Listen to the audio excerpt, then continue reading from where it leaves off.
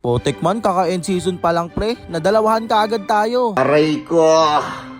Yung unang game ko, naging support ako. Oo. Tapos nakakampi ko pa to si Jerwin. Kuha mo yung inis ko!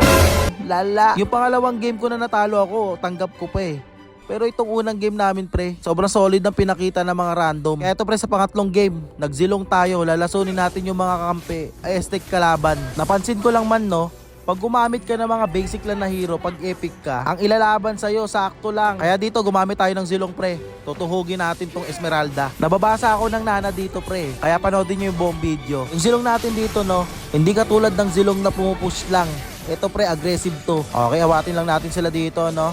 Bak na tayo. Okay, round 2 namin ng Esmeralda no. Ganito lang gawin nyo pre pag zilong kayo. Lagi nyo tatandaan pre no, pag nakazilong kayo, sa early malakas luminyang zilong. Lagi nyo tatandaan yan, tingnan yung Esmeralda dito pre. Tignan nyo kung paano natin siya hagarin dito. Patay mali siya Okay, pitas ka na sa akin boy, 2-0 ka na. At syempre, ito na yung pagkakataon mong pumaldo. Grabe, naka 350 tayo dito. Pagkatapos nyan pre, back muna tayo. Dito confident na tayo, syempre nadalawahan na natin siya. Kahit naka-vengeance yan pre, walang gagawin sa inyo, magbabak lang yan. Okay, nabuhay ba? Nabuhay ba?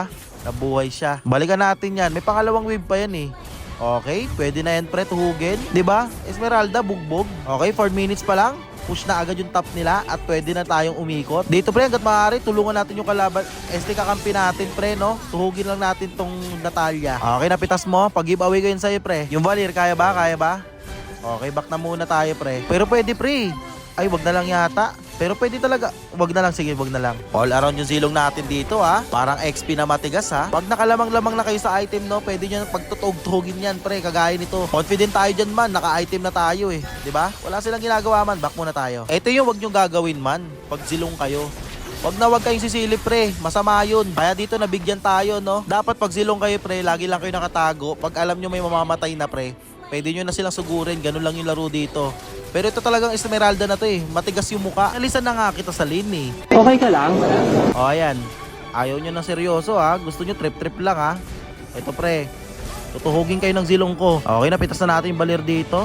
Ay, sino to? Gagi man, hindi ako handa. Kalaban pala yun? Akala ko sa farm lang yun.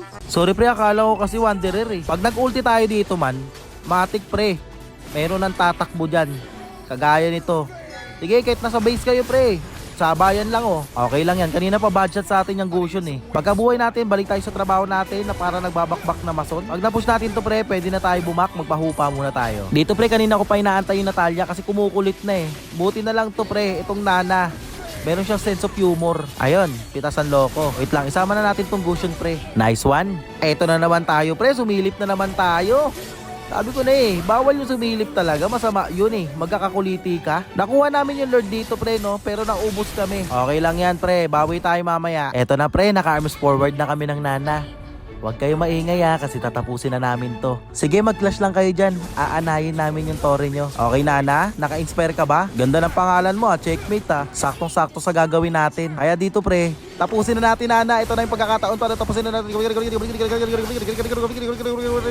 Tapos na ang laban. Alright, nanalo din sa wakas sa bakbakan ng mga alimaw. Akala ko lalasunin natin yung kakampi kalaban. Potik na yan, napakadali lang pala manalo. Zilong lang pala yung susi para manalo sa laban.